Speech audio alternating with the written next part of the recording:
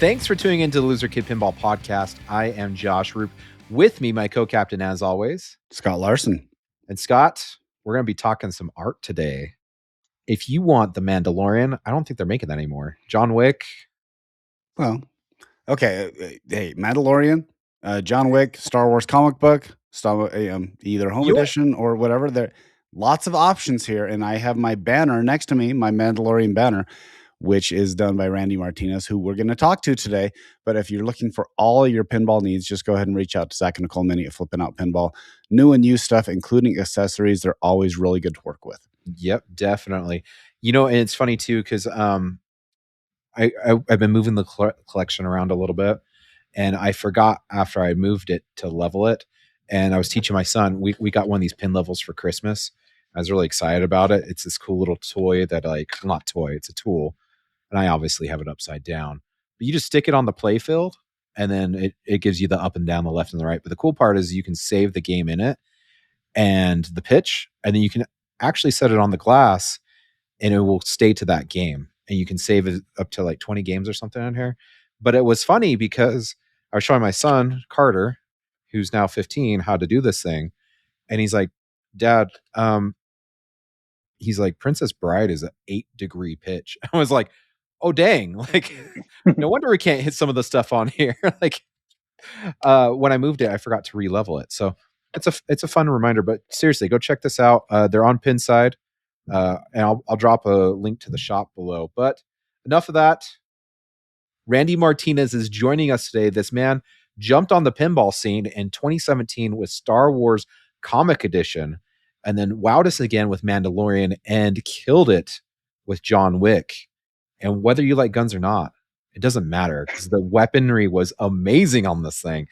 Randy, thanks for joining us and being on the show today. Thanks for having me, man. So we got to hang out a lot this October because we got to pick you up and bring you over to Expo when we were there in town in Chicago, and it was really great to chit chat with you and kind of some of the stuff. And so we were like, we got to have this guy on, right, Scott? A few moments later. Hey, Scott, you're muted. Okay, fine. I'll unmute me. I'm just like, Randy's not saying anything. I'm not like, is he saying something? I just can't hear it. Yeah. So I don't want to break this down. It's a little awkward. Okay. So the thing about a lot of pinball machines people don't realize is when you look at a Whitewood or their production not stereotype, their prototype when they're trying to do out all the shots, it really looks kind of bare. And I remember back in the day seeing the original Whitewood of Deadpool, and it looked super bare. And eventually when the art gets in, all the inserts get in, and now it looks like a machine that you are familiar with. And so the best part about the art is it's really it's the first thing you see when you walk into a game, but you don't realize there's a lot of constraints that you're working around because it's not like you're just doing a poster and slapping it on the on the play field. So, Randy, what is your background in pinball, and how did you get into this crazy hobby? Well, first off, thank you guys for the ride to Stern and back from Stern during the pinball festival there in Chicago. I was trying to find a ride, and you guys came through for me, so thank you for that. But it was really great hanging out with you guys and getting to know you and your families, and seeing that. This is my first time seeing the Stern factory, so seeing it with new friends was great as well. So that's first things first. So thank you. Well, the funny part about that is we were in one of the first tours because we had a seminar later, and because we were in this, it was like the 9 o'clock. I can't remember exactly what it was, but we walked through, and George sees you, and he's like, "Hey, it's Randy Martinez." He keeps talking around, and then later Josh gets a message. He's like, "Hey, you guys were at the tour?" It's like, yeah, we were with Randy, but I think he saw my jersey or something like that in the clip. So it was. Yeah, he's like, I didn't notice you guys were there until we went back through the footage, and he's like, Josh, I saw you. When did you come through? And the funnier part is because Jerry Thompson, I ran into him earlier or it was the day before, and I was like, hey Jerry, how you doing? He's like, you're coming to the tour tomorrow, right? I'm like, dude, we have a seminar like right during the tour. And he's like, come early and I'll get you in. And then I get text later. He's like, as long as you bring Randy Martinez. So I was like, oh, sure. Like, people get celebrity status too on this. What else are you gonna tell me? Like, so it was awesome. Well, that was great. So thank you for that. And yeah, George is great. Like, I was not expecting him to do that, but it's cool. Hey, I'm here. Yeah. That was fun.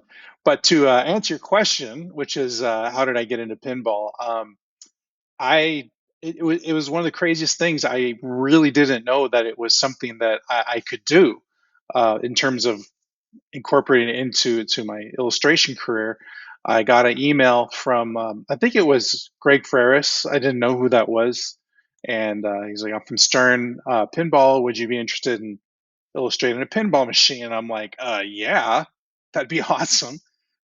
So they, talked to me on the phone. Turns out that I was recommended by a gentleman at Stern who worked with me at Tops years ago when I used to do artwork for trading cards for Tops.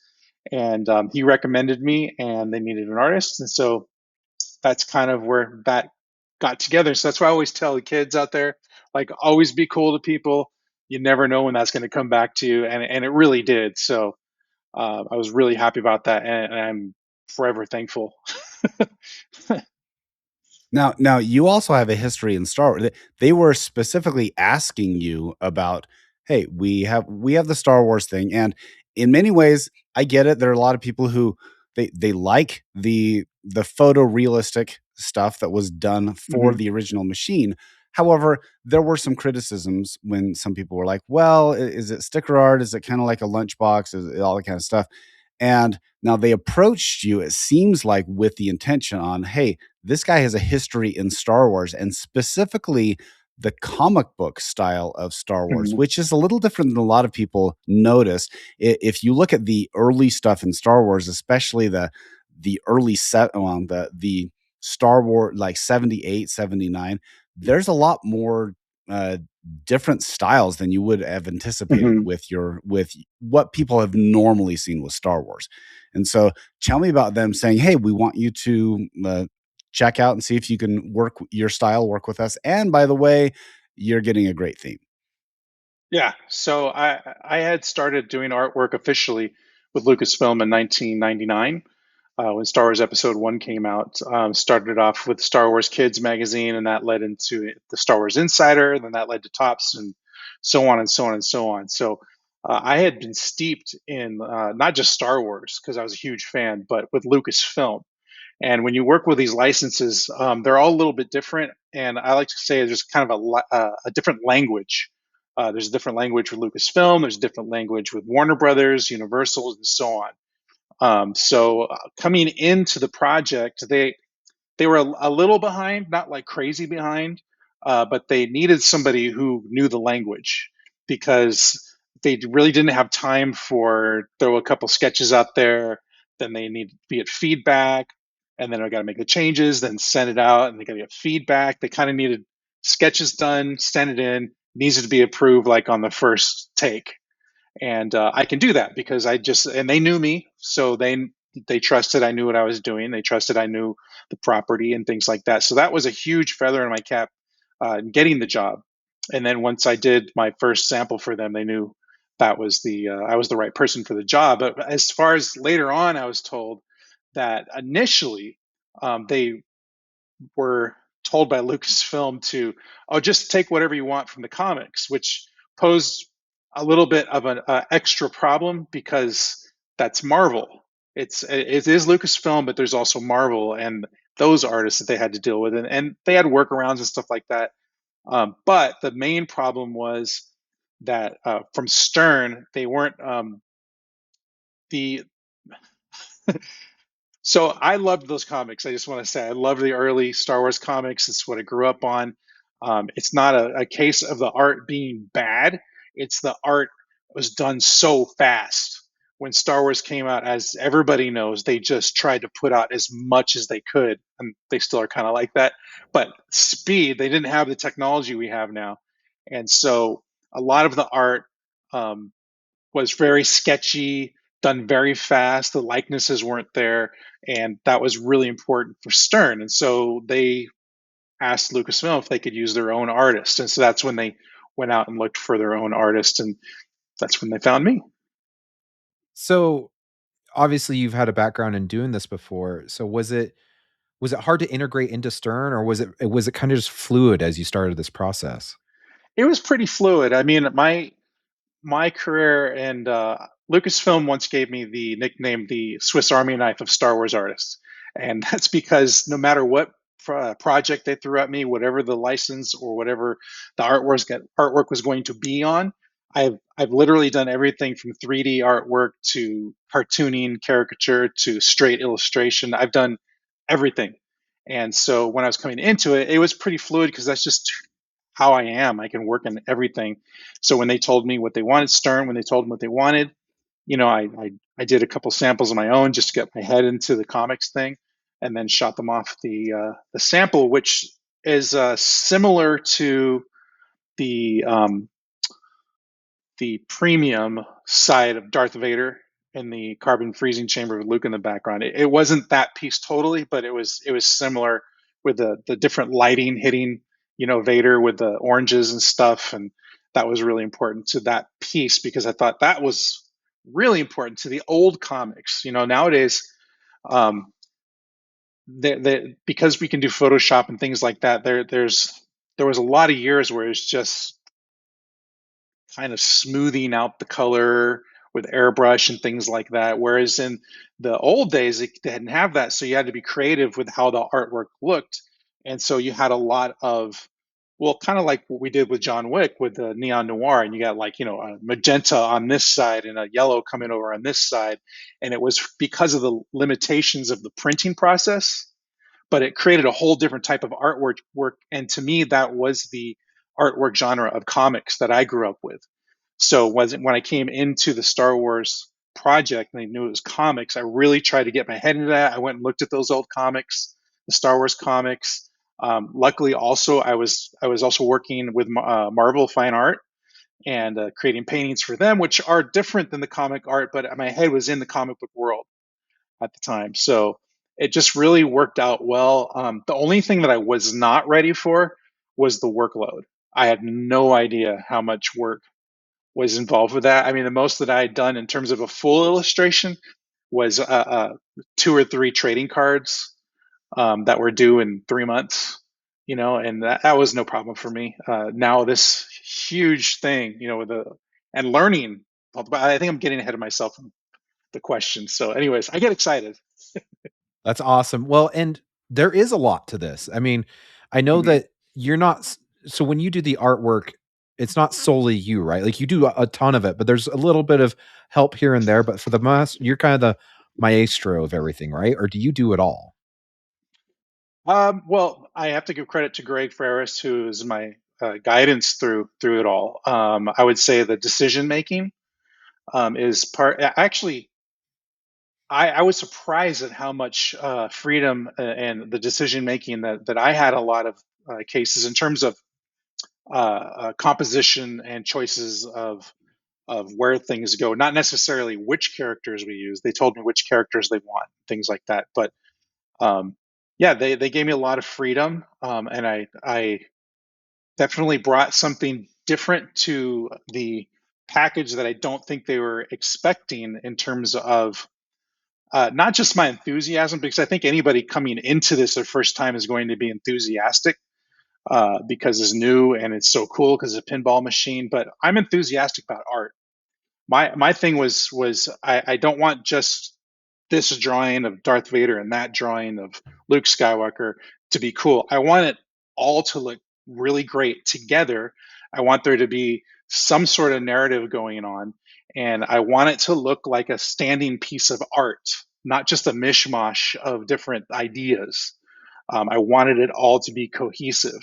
And so with that coming to the project, and Greg Ferris is already like that, and we worked really well together, and um, yeah, maybe that was why they gave me a little more freedom with making decision making because also was the subject matter.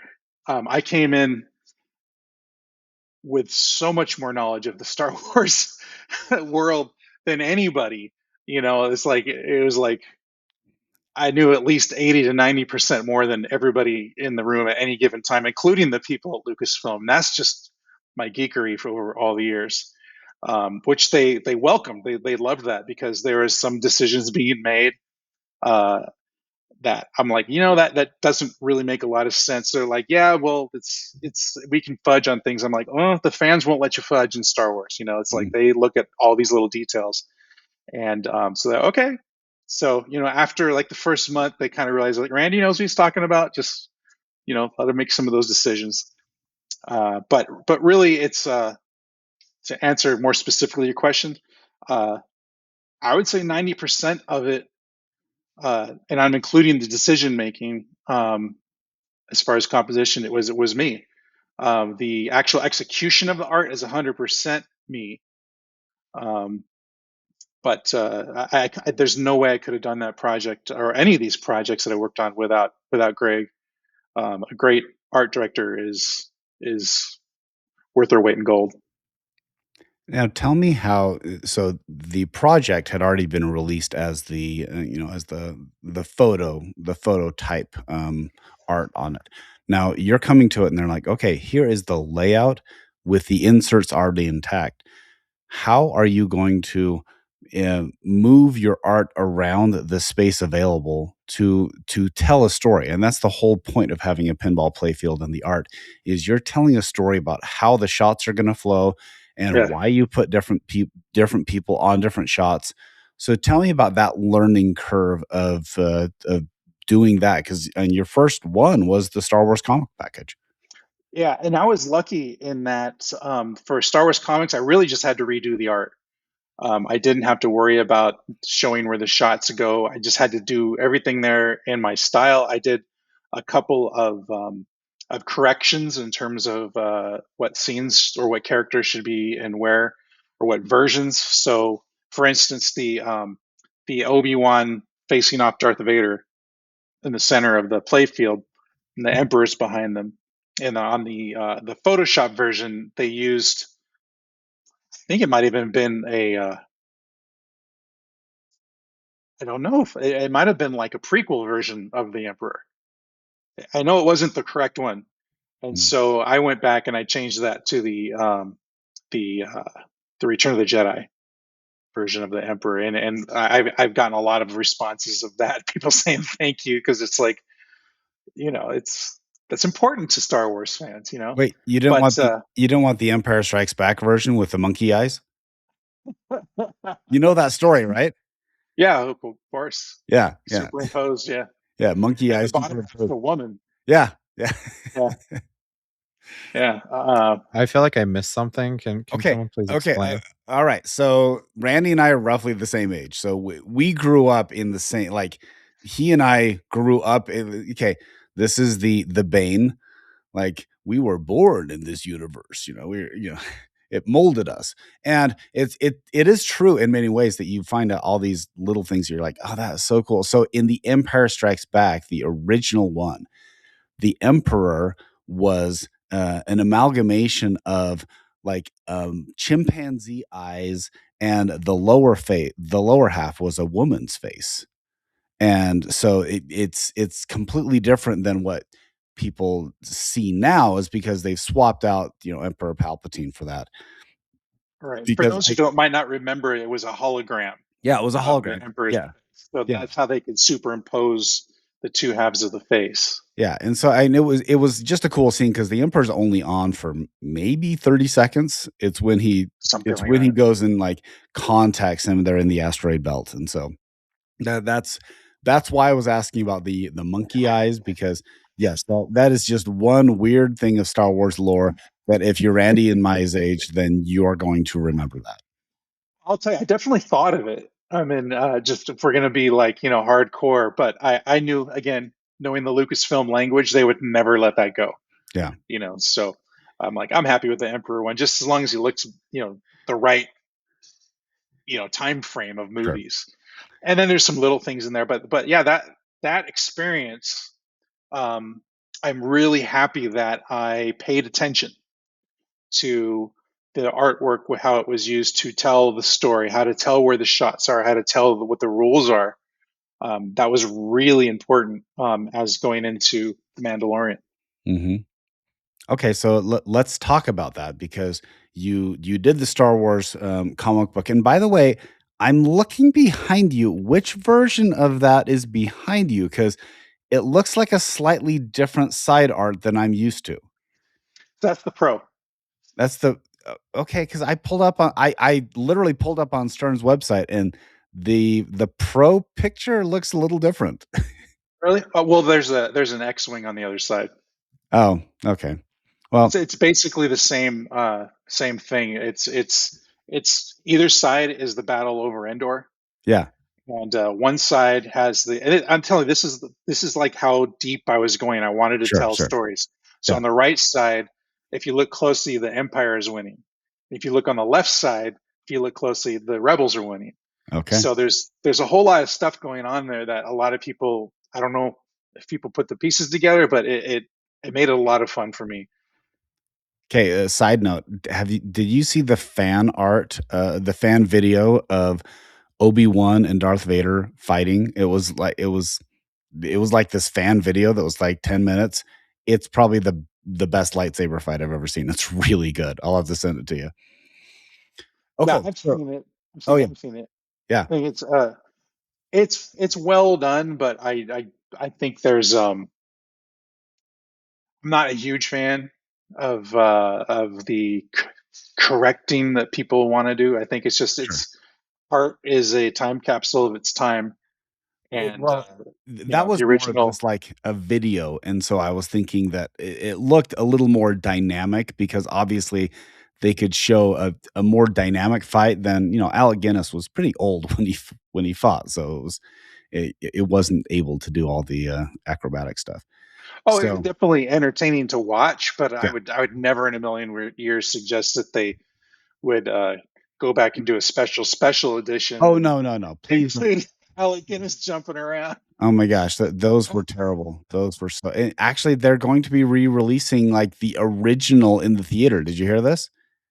They're the unadulterated version. So, okay, so we'll move on. You got the Star Wars comic, and then they approached you to do this guy over here on my shoulder. It's Mandalorian. So that's not true. Oh, tell me more. Well, it's not totally true. Okay, all right. This is why we have you on. Tell me the story. So when we finished Star Wars comics, of course, the pandemic hit, and that was a real bummer, because people at Stern were really just going crazy over how it was looking, and they're telling me all the conventions they wanted me to go to, and they're going to start promoting it, and then pandemic hit. It just killed everything. So that was a real bummer. They said, but don't worry, we got something coming for you we want you to do. So contacted me, and they actually offered me the Avengers, the Infinity Quest game. And I did samples and everything like that, and they loved it. But just ultimately, it didn't go to me. The history, went to Jeremy, and that's great. He did a great job on that. But when I didn't get it, they're like, "Don't worry, we got something coming for you." And so week goes by, and we're everybody's locked down at home, and I'm like, don't know what I'm going to do, So they contact me like, do you want to work on The Mandalorian? I was like, what do you think? Yeah. And so, not only did they ask me, they said that Lucasfilm asked for me specifically because they liked the work I did with Star Wars comics, and they just kind of wanted to keep that kind of a look going, and worked well with the company. Obviously, it was a really good experience. So during the pandemic, I'm super grateful that I had that opportunity and actually was working. So it really saved me, and very, very lucky. Getting all serious. Yeah, no, that's good. The Mandalorian's great. I love the Mandalorian art. Yeah, it's pretty fantastic. It's one of the things that stands out about the game is the art. And the thing I love about Mandalorian, the thing I've loved about all your games so far, is they are so uniquely different from one another. Like the Mando LE looks like it's just polished chrome, polished platinum, whatever you want to call it. Beskar. Polished Beskar. But the other editions, just they all stand separately on their own, but they all look so great. What drives you to go in this kind of detail and this much work into one of these games?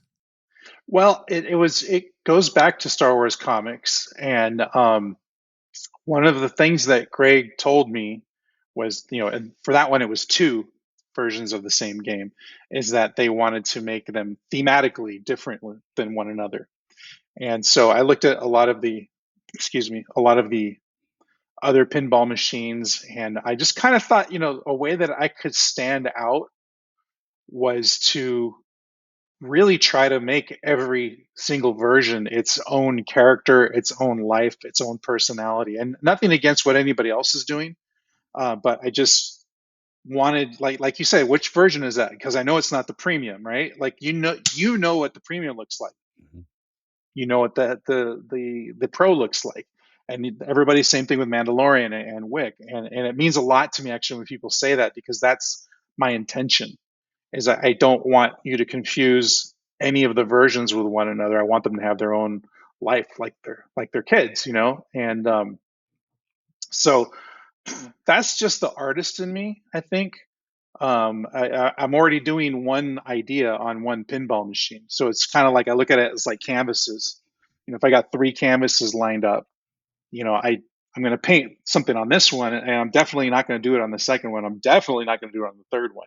Now they might be all be the same character, but I'm going to do something different because it's honestly, just to be frank, it's no fun just trying the same thing and painting the same thing over and over and over again. And some walks of this career choice of mine in art, that is a detriment, because you sometimes for some jobs do have to do the same things over and over, and that's fine.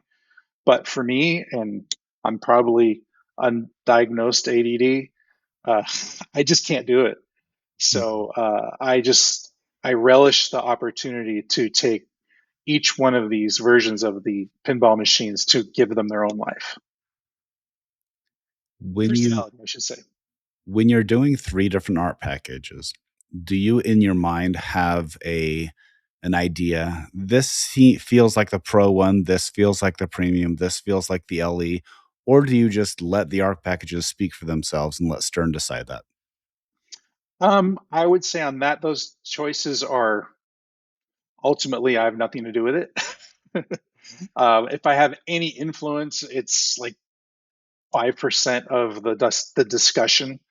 It really comes down to their marketing and things like that. But I definitely put my input in there, and again, I credit a lot of that to Greg Ferris, and he made sure he retired, but he made sure that I didn't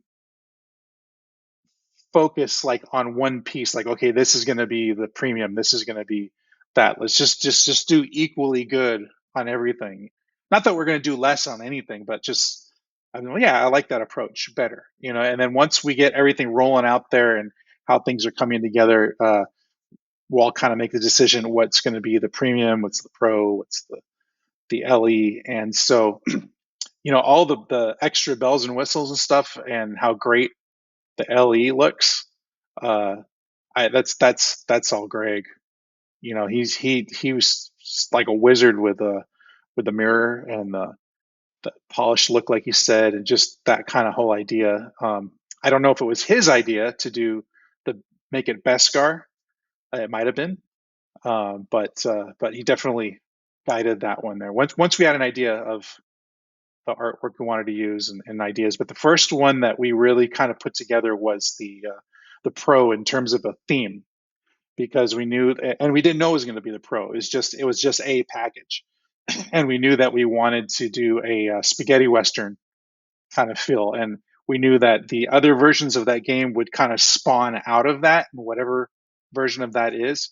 So I literally went online and in books that I have, and just I really studied into spaghetti westerns and the old posters and wanted to get the feel to that. And I love it because it's an education for me and learning things. And so that one right behind you, the Mandalorian poster that you have, that was based on the spaghetti western, and it really did. Everything else came out of that.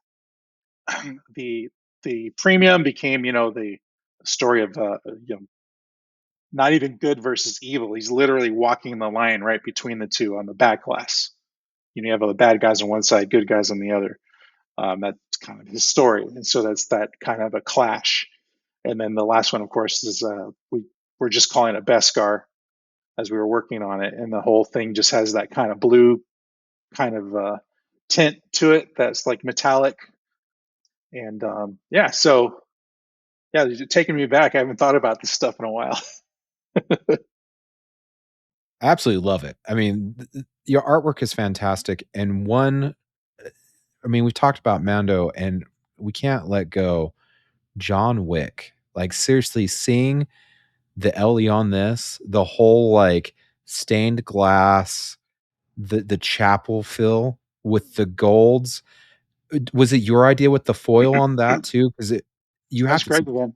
Greg again, huh? Just Greg again. oh my goodness, it's so good. That was one of the things. Just to jump ahead is why, and I keep mentioning his name, but he's not only just a unbelievable mentor to me through this whole thing. I could call him, text him anytime when I had questions about everything. Now that we're on the subject, how did John Wick fall into your lap? Like, how did this all happen? So John Wick came just shortly after my birthday. I'll always remember we were here in Las Vegas having a good time, and I got a call from Greg. If he's like, "How would you like to work on John Wick?" And I'm like, "Well, Greg, you really don't need to ask me anymore. Just come and say, I got this for you." I just told him, I love working with you guys, and yeah, I would love to. At the time, like I didn't have anything on my plate, and I was kind of hoping that I would get Jaws. I had heard Jaws was coming down the pipeline, and Jaws is my favorite movie of all time, not even close to anything else. And I would have loved to have done that. But ultimately, I'm happy that I didn't, because I really loved doing John Wick for a few reasons. Number one was my portfolio at that point was pretty much Star Wars and Marvel, and that was about it. As an artist, you just kind of want to have a little bit more well-rounded kind of a portfolio, at least subject matter. And boy, John Wick was so different from any of that, and different type of storytelling, and the art in the movie, the art direction in the movie was just incredible, and it introduced me to a whole other genre, a whole different way of thinking, different philosophies that affected the rest of my art in the different things that I do. So so when we picked that up, I was just so excited, and that's pretty much how that happened. To answer your question, it was that this time was pretty simple. How familiar were you with the John Wick franchise before they asked you? I'd seen all of them except for 4, which was when I got the job. 4 was coming out in about 3 months, so I had not seen 4, obviously, and but I'd seen the 3 movies before that. I wouldn't say I saw them a lot, but I was impressed with them. I thought, again, the art direction was really cool. So going back to watch them again was a lot of fun, looking at it from a different, more observant eye. I was looking at everything, going on the backgrounds, looking at the color. I read a lot about it, and they use what's called the neo noir style, which is where they use a lot of the reflective color from like neon or different things like that. And so, like, I think before that, the best example was like Blade Runner. Mm-hmm. And so I was looking at older movies like that too. Just I started to get really into the neon noir kind of a thing. And like I was saying before, it bled into the other parts of my art career. And so for my paintings that I do for the gallery, I was doing Batman, Scooby Doo. They had just gotten Warner Brothers license, so I was able to do all those characters, and I was doing Neon Noir of all those things, and I couldn't tell anybody why, because people are saying, "Where is this coming from? This is great," and I'm like, I don't know, I just got an idea. And so, but it was really really it really was changing. It changed the course of my career, and at least of creatively speaking. which is awesome. Like, so the real question is, what's your art looking like nowadays? Hypothetically speaking. This is a frustrating thing for what I do, is Yeah. that I absolutely love 99.9% of what I do. Yeah. The 1% is that I can't talk about anything that I'm working on. So it leaves me with sometimes up to a year of things that I can't talk about. So people write me and they ask me what I'm doing, or I do interviews. What am I doing? And like, I got to put my head like a year ago of something that released finally, whether it's pinball or trading cards or something, anything.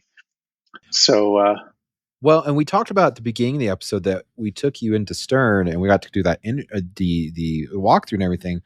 Did we mention this? You did the mural, like the massive mural. Yeah. As you walk into Stern, this thing is huge. It spans the whole length of one side of the building. It's nuts. It kind of wraps around. It's inside. It's probably, it looks like it's about 20 feet tall, and it just goes all the way around. I mean, it's impressive. How did you end up doing this?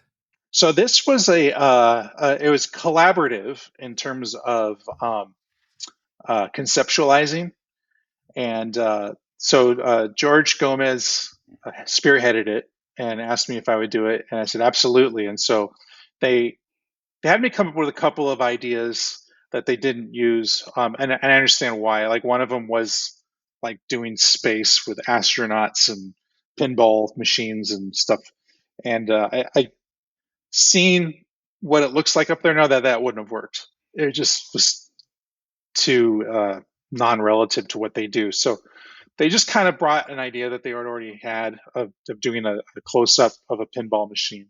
And what we did with that pinball machine, that was kind of left for me to kind of create that and the angle. So it was a lot tougher than I thought it was going to be, because it's a really weird angle of the machine. And so you got all those graphics. I'm used to either doing like this or like this or like this, but this is kind of like this weird angle. So I actually had to go to the Pinball Hall of Fame here in Las Vegas because we wanted to be a little on the retro side. They didn't want it to look like the Star Wars pinball machine that I have, and I had to try to take pictures at weird angles so that was trying to fit. I still had to bend some things. So, yeah, it was a challenge, but doing it, I was just so honored to have them ask me, and then just that, my artwork is representing to the world and the outside, Stern Pinball, and that just, it means a lot to me, and that they would even ask me to do that. So, and there's some influences in there.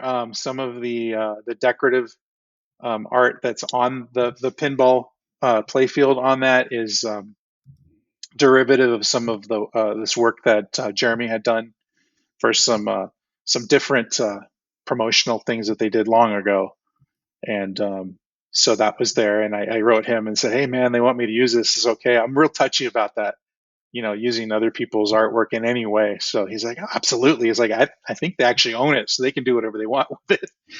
And so, but I care, I'm Right. ethical like that. I like to make sure. And so, but yeah, it's really cool. So what has been your favorite part about this new chapter in so the last almost 10 years now, you've actually been able to do things on pinball. So one, how has it changed your style? And two, have you gotten into pinball? Have you started playing your own games and started figuring out the, I guess the addictive quality of having pinball machines? Well, the biggest thing that has changed me is my workflow.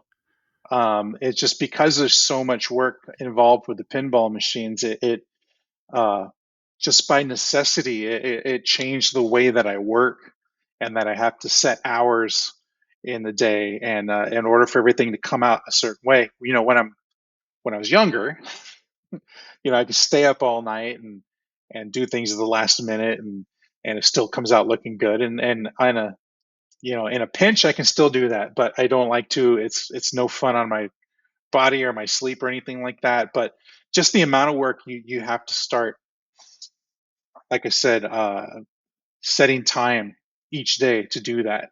So once a pinball machine is done, a project, it's now affecting everything else that I do in the same way.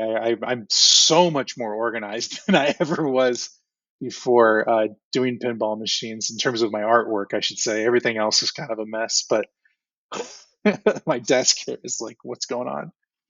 But yeah, that, and then just like I explained, like the influence from working on John Wick, the different styles and things like that. The the kind of comic book kind of a look. I like to say it's I use the line that is traditional for comic books, but then I try to use more of a painterly kind of a coloring style. I really don't like using the airbrush tool on digital that much because it's like too perfect. So I like using brushes. I use Procreate on my iPad, and it's just got a million brushes that are just incredible for that. I can adjust them, and I'm trying to find new brushes all the time and adjust them so that I can give it some more character rather than just a smooth gradation. I'm looking at the clouds on right behind you on the Mandalorian, Mm-hmm. and I remember which brush I used on that. And I didn't want that smooth look. And even if you look at the Mandalorian himself on there, you can see there's kind of some jaggedness to the the color being put on there, and it's not just smooth. And that was completely intentional because I didn't want it to look just shiny, shiny, shiny. I wanted it to look like it had some texture to it and some grit. And then that also fed into the whole spaghetti western. Everything's dusty, kind of. So it's affected me in a lot of ways. Those are just a few. That actually totally is consistent with the Star Wars universe. One thing that Mhm. before Star Wars, all the future shows, Star Trek and, Buck Rogers, all these, Battlestar Galactica, these type of things, everything was so clean in the future. And Star Wars was the first time that he actually showed, hey, yeah, if it's, I know it's in a long time ago in a galaxy far, far away, but it is still very science fiction-y. Mhm. And being able to have like, hey, this is how it would look with people using it daily. And you have C-3PO who has a different color leg. So Mhm. at some point he has the, and a lot of people don't even realize that he has that gold, that gold chrome metallic stuff. But I think it's his left lower leg is silver. Yeah. Yeah. And originally it wasn't as emphasized, but when you watch it, you're like, yeah, okay, so this is. I imagine the futuristic car that's coming down the street that has a different color door that they grabbed from a different car because it got in an accident or something. Yeah, So I don't think anybody realized that about C-3PO until the special edition when they cleaned up all the negatives and right. everything.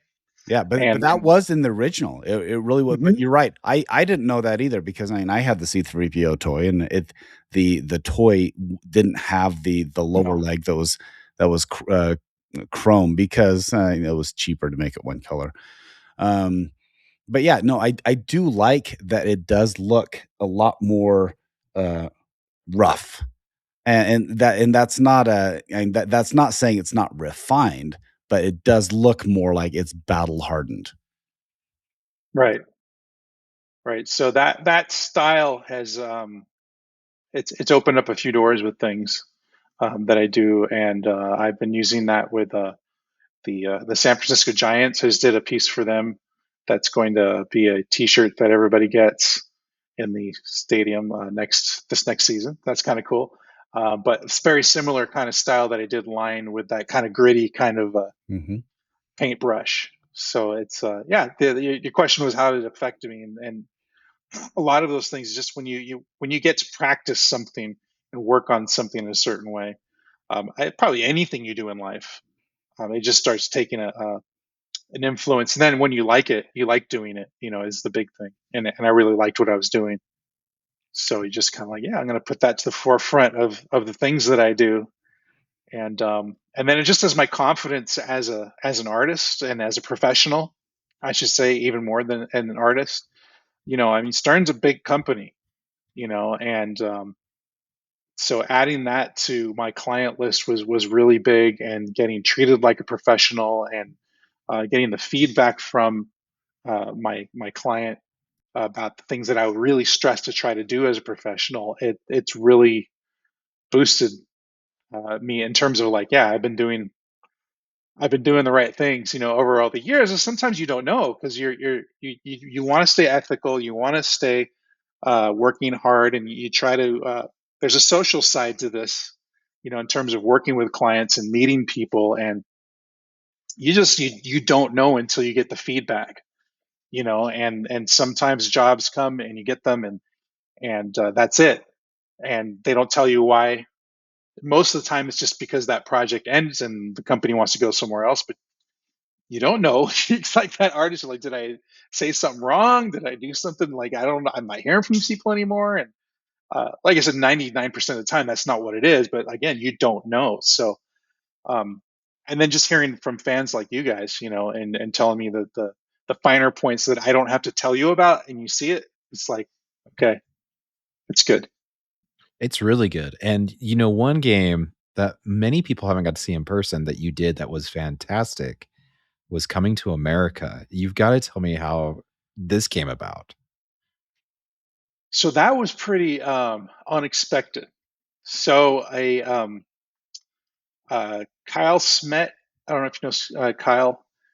He's a homebrew guy, and he's very good at what he does. And he did the Big Trouble in Little China homebrew, and he had me do the topper for that, where the hands light up for the lightning character, and the blades on that, and it was a lot of fun. Again, I love doing these projects like out of left field that I haven't done before, so that was fun. And after that, he put me in touch with the gentleman who made the Coming to America, and we talked about it, and had a great conversation, and we just started going for it. And he loved my ideas, and it just worked out great. And yeah, it was really cool. Ricardo, he's a good guy, and he's really good at what he does. Him and his team.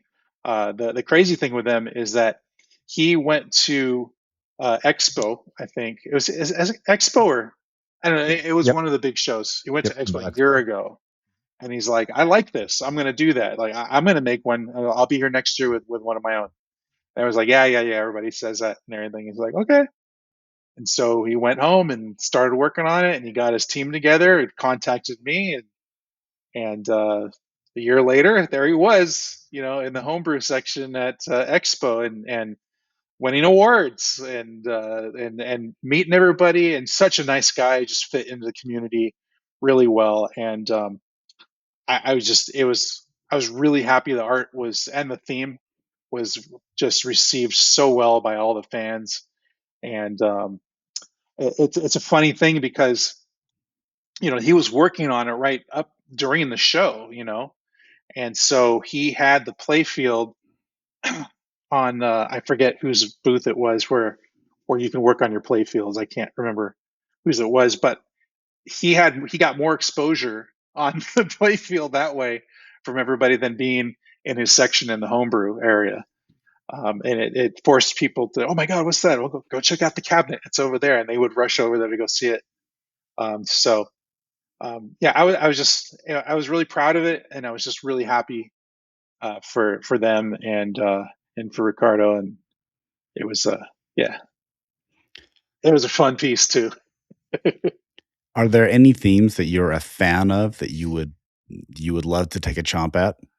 Absolutely. I mean, who wouldn't, I have the people always ask, "What's your wish list?" So, my number one wish list that I told won't happen on an official level would be a Seinfeld pinball machine. Yeah. That would be amazing. I'd love that. Be so great. Yeah. I don't even know if there was any opportunity for me to do artwork on that, if it would be appropriate, but you can imagine all of the modes. You can do the puffy shirt mode, and the ultimate is being the master of your own domain. Yeah, the master of your domain. That's the wizard mode, by the way. Whatever. We need a Festivus mode or a Yeah. Actually, that would be so great if you had a game that rotated themes depending on what time of year it was. Oh yes, that would be cool. Would be cool. cool. Your games all of a sudden just magically have a Christmas theme or a Halloween theme added to the game. You know what would be great if there was an ugly baby mode? Like, you know how you have frenzy modes in pinball machines, but every time you hit a switch, it'd be someone trying to compliment the baby. Yeah. And then when you finally when you finish the mode, it's Kramer just freaks out. Like it's breathtaking. Yeah. Okay. So here's who do you think he looks like? Yeah. Lyndon Johnson. Okay. So I have a funny story about babies. So my friend. Before you start, okay, see this laughing right now? Yeah. Yes. I think it would make a great machine. Oh, it would. So good. Yeah. It would.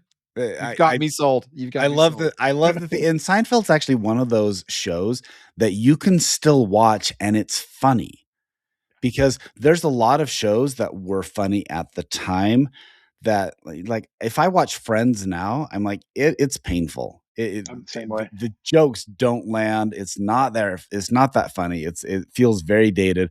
Seinfeld, something that would continue to go on. So no soup for you. Just kidding. Yeah, no soup for you. I know that guy. The soup Nazi. The real one or the actor? Yeah, Larry, the actor. Oh yeah, that's awesome.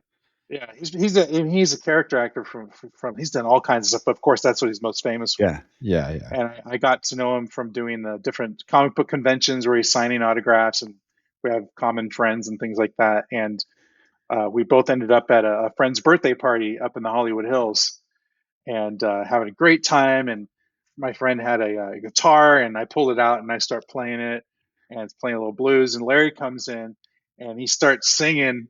And I'm like, we should do a song called like the Soup Nazi Blues. And he did. He started singing the Soup Nazi Blues. That's amazing. Okay, that's something. Okay, this is something we know about and we didn't even bring up. You actually play guitar. I do. Yeah. So not super well, but enough to be able to play and sing. Okay. Did you start a non-canonical song in Seinfeld? Apparently, there you go. Did you see the guitars that Josh and I made out of pinball playfields? Mine's upstairs. I wish. Yeah. So I know. Mine's upstairs too. But it's an Earthshaker one. It's made out of an Earthshaker playfield from Sithara Guitars. Daniel up in Canada, amazing. Yeah. I can't. We're gonna have him on too. But yeah, awesome. Randy, you've got to see these guitars. We'll send you pictures after. He was at Expo, right? Yeah, correct. So those were our guitars. Like the two. Mine was cool. Mine was Silverball Mania. Mine was Earthshaker. Yeah. Yeah. Loved it. That's awesome. I told him he should make a John Wick one if he's willing to tear one up. He said if you're willing to send him a playfield, if you can find a playfield, he can make it. Yeah. Do you know anyone that can get a hand on a John Wick playfield? Maybe doesn't have to be perfect. Actually, that's the whole point, is getting a second and they modify it so you can't use it as a playfield. But yeah, it's that would be awesome. If you're interested in that, cool. we can definitely hook you up with that. We've been toying around with the ideas of getting some Metallica guitars made, because that would be awesome too. It would be even cool if you. I know this would probably be hard, but you know how like he's holding the sword in the artwork. I mean, that's not on the playfield. It might be the side cab, but holding the sword. But if you could position it right so the neck looks like it's the sword that John Wick's holding, that would be legit. Yeah. I did something similar with with Star Wars years ago, back in 2007. I did a poster called Sith Rocks, and it featured Darth Maul playing a double-ended guitar. Oh, that's funny. He's jumping awesome. In. It has all the Sith in the background. It has Vader's like singing, and instead of the lights that like the Kiss lettering, it says Yeah. Sith instead of Kiss. General Grievous is playing drums, and then it has the Emperor playing the cowbell. Oh, That's awesome. Love it. And I'm telling you, that him playing the cowbell yeah. sold more prints. Just that, Yeah. because I was able to sell prints at the Star Wars convention, and just when people saw the cowbell, the Emperor playing cowbell, Yeah. and in 2007 that was still pretty new. I mean, it's still funny. More cowbell, but more cowbell back then. Yeah. So, I got to get that. Okay, we'll have to send pictures of the guitars. You'll have to send us pictures of that. Absolutely. Definitely. Well, I have one final question for you, Randy, and then we're going to wrap this up. But my final question is, I'm not going to ask you any titles or anything like that. Do we get to see more of Randy Martinez in pinball artwork coming out? Yes, definitely. You definitely will. I can't. We talked a little bit at the beginning. I can't say what it is and I can't announce it, but something that is not really related to anything you would normally think of is coming out in spring. So look for that. It's more in the toy side of things. So keep a lookout for that, or at least for an announcement coming from my way. And then the other stuff I can't talk about. Perfect. All right. We got to see your art. Your art lends so well to pinball. I just think a lot of people are excited to know it. You know, if we're going to see you in pinball again, because I think you're one of the greats. Like, and it's great that CERN keeps bringing you back and using you on projects. I think you do a fantastic job. You're a wonderful illustrator. Let's keep it going. I want to keep seeing more Randy Martinez. Thank you. You know what? I have to say that I really enjoy this. I enjoy the fans. I've done comic book conventions and I've done all kinds of things with my art, and the pinball community has been really great, and they've been really welcoming. Probably some of it is that in the comic book convention world, everybody's pretty young. Everybody's a little older in the pinball area, so at least closer to our age. So I appreciate that, and but everybody's so nice and very creative. I mean, I do the art side of it. Oh my gosh, the engineering side and the ideas of one just at a glance would think, okay, it's a pinball machine. Like, it's probably what I thought when they first called me. Like, what possibly more could you do with a pinball machine? You could do a lot.